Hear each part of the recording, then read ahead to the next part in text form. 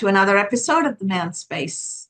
Coach Mason and I are always thrilled to bring insightful conversation and deeply meaningful examples and scenarios through our guest so that we continue to build places and spaces that are safe for men to be seen, heard, understood, and ask for help. Why do we do this? We live in a society where boys are raised to know that they can't cry, they can't ask for help, they can't ask for directions, they have to figure it all out because that's what being a man means. But we forget that men are human too, right? And as humans, they are feeling beings who happen to have the capacity to think and act just like women.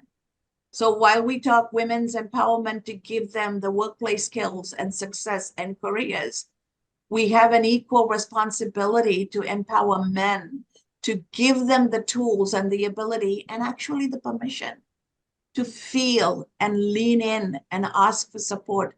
And it's okay to be helped. And to help us with that kind of a conversation is a long-term friend of mine, somebody I have known for years and worked with, and my family knows his family, so we are old buddies. Welcome to the Man Space, Mark Papadas. It's such a joy to have you. Thank you. It's great to be here. So Mark is somebody who is not only a gentleman who's been a professional and a father, but he's also somebody who's researched and written a book about children and the importance of raising children with a certain mindset. And his book is called I Am for Kids, right? Yes, I Am for Kids. Yeah. And yeah, the subtitle is 10 Secrets to Empower Kids and Awaken the Child in You. Mm-hmm. So talk to us about what this research found and why it's important to us to understand and raise children differently so that they finish the sentence, I am, in a more positive way. Well, I think it's important for everybody, but I think it's most importantly for children because that is the point in their life when they're actually developing that identity. You know, basically what I teach children in my programs and what I put in the book is stuff that I did with adults for years leading up to the epiphany that I had of, hey, wait a minute. You already know what you can do to help these kids. You've been doing it with adults for the longest time. All you have to do is come up with a way that will engage them, that they'll understand, that they'll want to engage with. So the reason I did that is I selected the second through fifth grade as the starting point, because that's when children are just starting to develop their cognitive thought process. They can start to understand the difference between right and wrong, things of that nature. So what we found was in the pilot classrooms that we put the program in was, well, let me go back one sentence on that one. So when I was doing it with adults, it's the same process that I do. And the very first thing we would do, whether we're talking an adult seminar or whether we're doing the I Am for Kids program in a classroom, was we would give the kids give them a blank sheet of paper that just says, I am on the top of it. And I say, go ahead and finish that. And then it didn't matter if kids or adults, hands go up. How do you want me to answer that? What are you looking for? It's like, whatever you think. There's no right or wrong answer on that. When doing it with adults, they would either answer with their name or a one-word answer that was over 80% of the time their occupation, okay? Which really has nothing to do with who you are, the standards you hold yourself to, et cetera, anything like that. It's what you do, not who you are. The sad thing that we found is when we were doing it with the kids is that over 50% of the time, they would answer with a single word, but that was a negative trait or characteristic. So like the three most popular were, I am fat, I am stupid, or I am ugly. Okay. Now, once again, that has nothing to do with who they are. And I don't know any child who goes into their life thinking that, but it's what the people around them have said that, and they don't have anything else to base it on because they've never learned the skills that we are trying to teach them. Yeah. Thank you, Mark, for being here today. I really do appreciate it. Thank you, Dr. Kess, for you being here today as well. And this is phenomenal because Mark and I we talked a little bit before because I did not know who he was, and I was just blown away because you know what from what I have heard and seen there, I don't know of any of coaches for kids, and what you're doing is so phenomenal because many of the kids that are being brought up or raised, they come conditioned, from the environment that they have been raised in, and like you said, that hey, 50% of children have these negative words within them, right? That programming that they have, and they bring that into the adulthood later on. So to me, I give you a lot of credit, for doing what you're doing. And my question to you is now with this program, how many children have you guys already have helped? And then the impact, is this only here in United States or is this globally? Right now, it's in the United States. I mean, my master plan is to take it all throughout the world. My book, for example, is in English and in Spanish, but once again, that's mostly for the U.S. population. But in terms of like the children that we've helped, so over the years, we are in schools in what 8 different states now. There's, I want to say, probably close to 100 schools. The beautiful thing about the program is once they have it, that they can continue to use it. So I don't necessarily have a specific number in terms of, because we first started shipping the program out in 2016. So that's been about 8 years. So I'm, assuming that every year there's another, depending on the size of the school, 2, 3, 4 second or third grade classrooms, and they just keep cycling through that. So I'm guessing by now we're probably somewhere in the tens of thousands, maybe close to 100,000. That might be a little bit on the high side, but we do get a lot of emails and some testimonials and things like that nature from some kids that it had really worked on. It's like any knowledge that's transferred. Some people take it and run with it. Other people, it's just kind of like, okay, I know it now. Kind of put that on the back burner. So that's really all we can do is do our best to get the information, to transfer that knowledge, to motivate, if you will, and then let the kids run with it. Because I'm a firm believer that the children are born perfect. They're perfect human beings, and it's the things that they learn from the adults as they're around them as they're growing into these little people that actually sabotages them and keeps them from maintaining that perfection. And that is a profound statement, Mark. And we have known each other, and I've watched the way you've raised your children. Actually, your oldest daughter was my intern when I was the CFO at the pension fund. So I know them socially and professionally. And I see what positive reinforcement can do to children. And I also see what negative reinforcement can do personally, professionally, academically. And in this program, we talk about adults and the psychological impacts and the mindset related shifts that need to happen for men to have a good life, a safe space.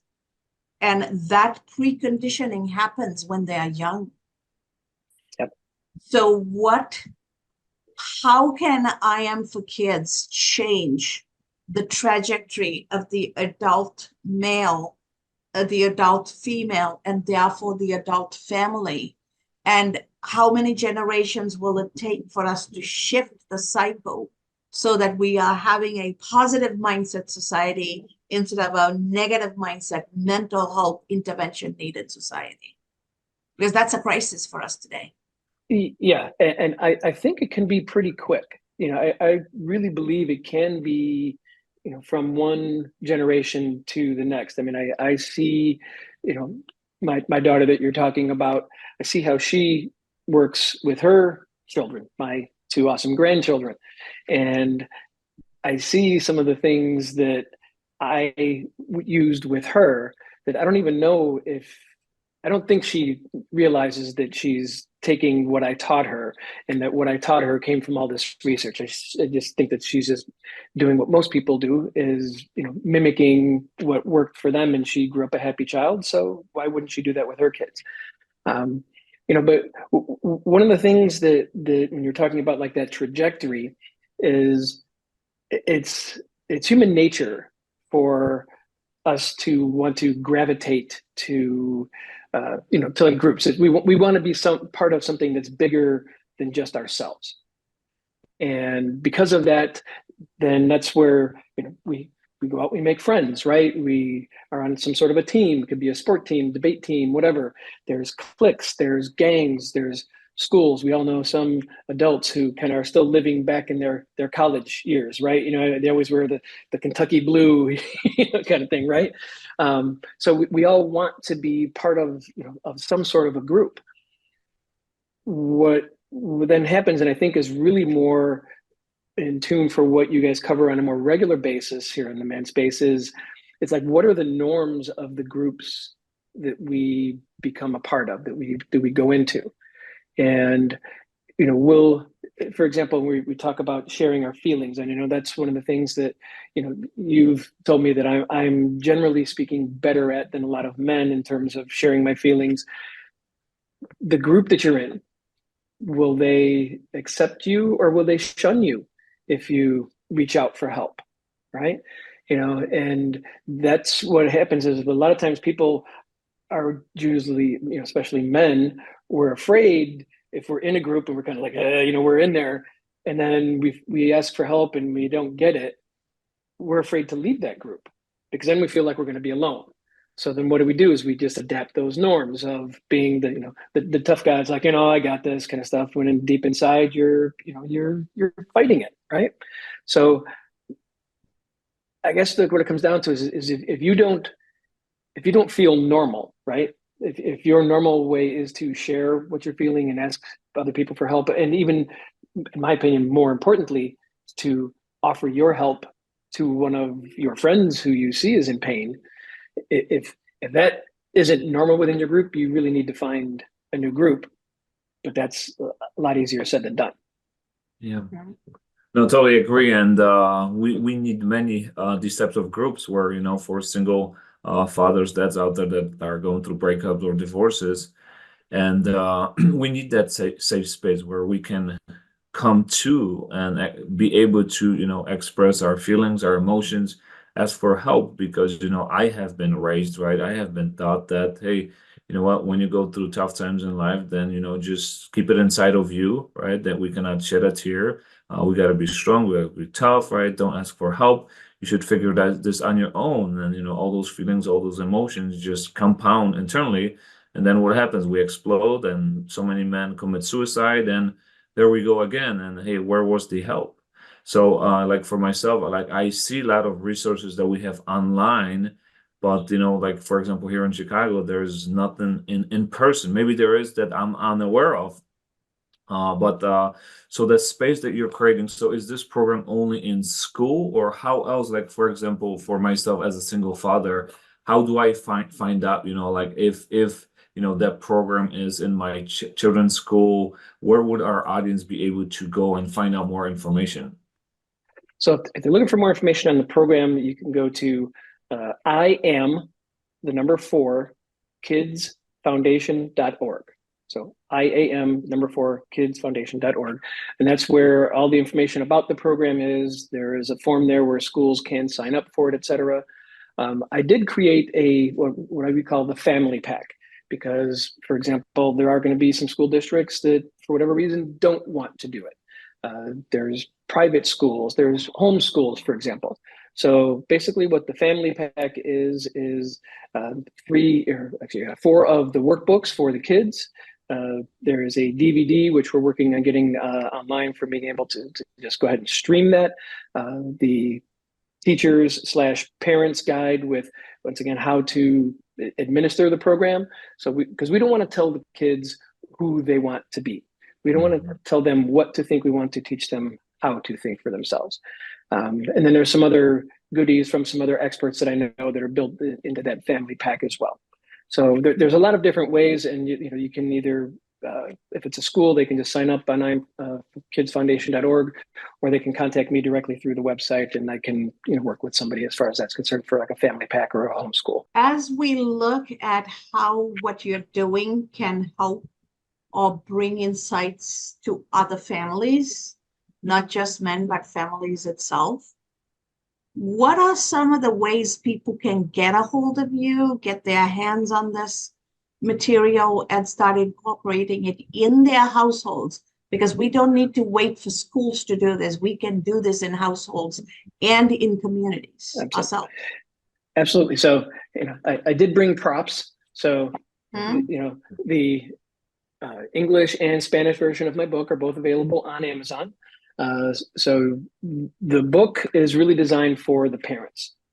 I have had a couple parents who said that like their teenage child went through and read the book and got a lot out of it, but it's really designed for the parents to use with those younger children.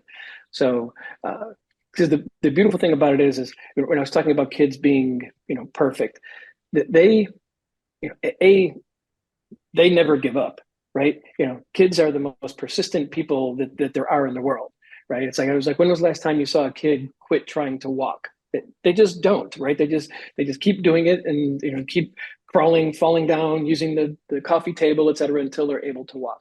They're born as clean slates. They're born honest, right? The kid, they tell you how they feel, whether you want to know it or not, at 3 o'clock in the morning, right? So they tell you all that.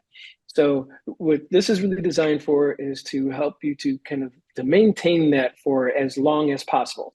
And if we can get to where we're bringing the kids through it at an early enough pace, or an early enough time, I should say, then they're going to be taking that through the rest of their lives. And I think the best compliment that I ever got from somebody was somebody who was a life coach.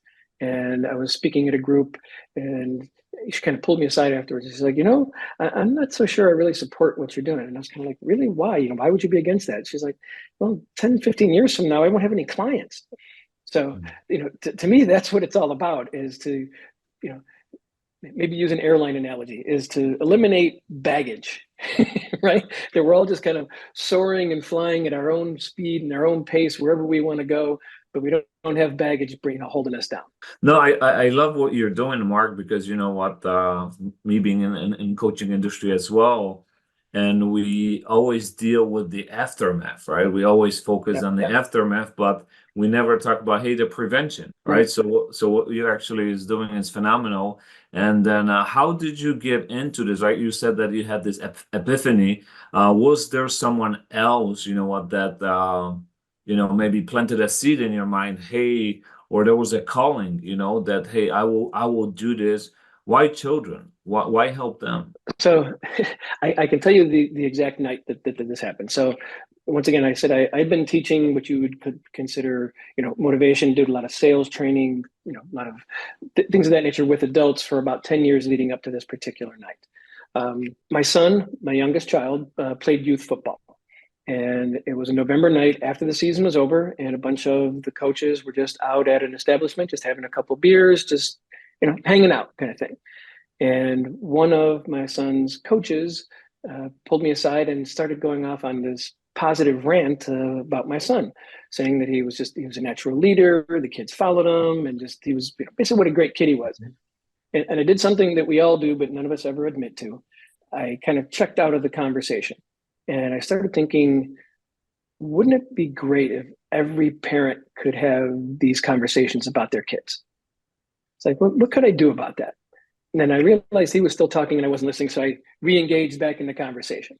But I know that was the seed, that was the spark, because I went home, I got in bed, and I was in that stage of sleep before you hit REM. And it literally just came to me. It's like, what to do. You've been teaching this stuff for years. All you have to do is come up with a way that kids will understand and engage with them, that they'll want to do. And then, and I'm getting goosebumps just kind of thinking about it again, is literally kind of like the light shone through the window, where it just started to download into my head. And unlike other great ideas that I've had where I just rolled over and went back to sleep, it like I said, I was so engaged and invigorated. I got up, I went downstairs, got out a legal pad, and I just started writing. And it just kept coming and coming about how, how do we get to them? Well, they got to go to school, and those, all these different types of things.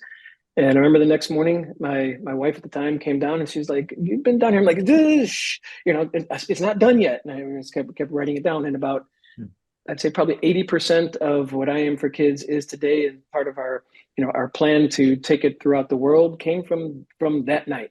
And I've known you throughout that whole period, and we've done a few things together. I've watched the impact you've made, watched you build this locally in the community and take it out.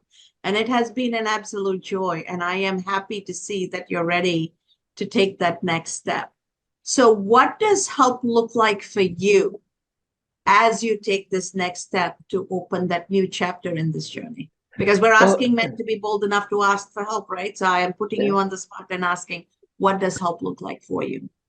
Okay, it'll take a few different forms. So as anytime you're trying to grow something, money is always something. So if somebody is so moved by what we're trying to do, if they could make donations, that would be amazing.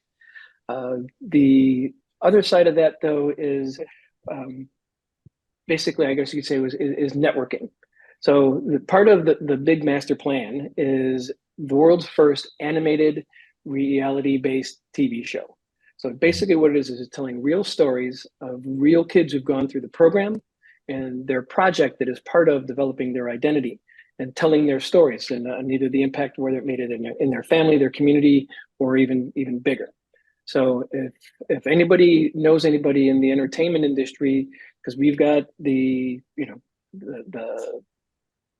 call it the Bible, basically, was what you talk about for pitching a TV show. We've got that already. We just have to get it in front of people, because I know once they see it, this will be a huge hit. Especially the younger families these days, the parents that are roughly 20 to 40 are just so hungry for this type of content, something positive, something that's not a first-person shooter game to put in front of their kids.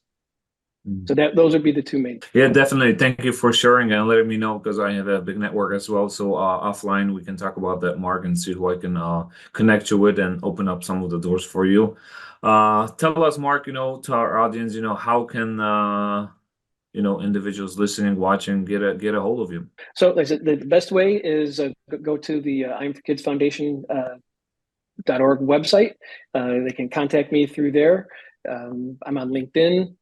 So it's Mark, Mark Papadas. Unfortunately, Facebook took down my Facebook page that I had over like 4,000 friends, and still haven't got an answer why, because it certainly wasn't for any content that I was putting out. But so I had to start a new one. So there's not much there.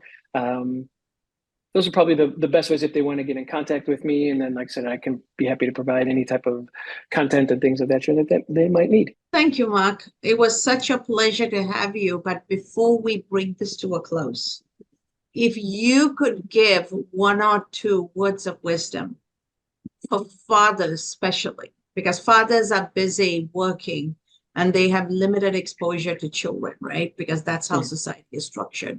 What tips would you give fathers to be engaged in their children's lives and help build stronger, more resilient children? It's this one's kind of a cop out with the first one, but it's be present. Just be there, not even so much for them, but be there with your children.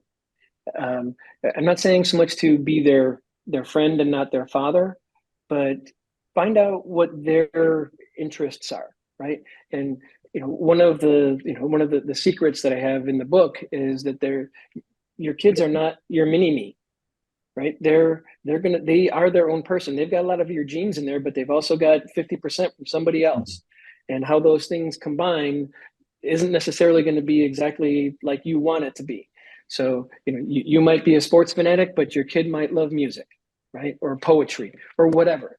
And to embrace those things that they like and want to do, and do them with them, and be present while you're doing it. Those I would say is probably the most important. Thank you so much, Mark. Coach Marson, do you have any closing thoughts based on this amazing conversation we've been having so far? No, I'm just grateful for the impact of young children that you are making, and not only in the adults that have went through your program, that are now spreading, that you are creating those ripple effects, in communities, in our society, United States, and I love it. I support it. I would love to have you on my platform as well, social media, introduce you to my network and share it because we need that. I work with many single fathers out there, many single moms that, you know, are struggling raising their sons, their daughters. So I'm really looking forward to that. And I really do admire you for everything that you do, for your wonderful heart,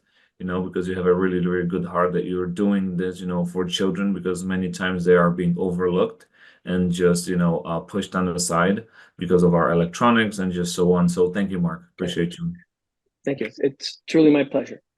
Thank you, Mark. It's been an absolute joy, and I'm glad we are having this conversation. I'm sure as you go international, we'll have another detailed conversation. I'm sure we will. To our audience out there, remember, that child is still inside of us. So I Am for Kids is about the child inside each of us and our ability to influence every child in our life. It doesn't have to be our own flesh and blood. So we each have the opportunity to make that impact in us and in the young lives around us.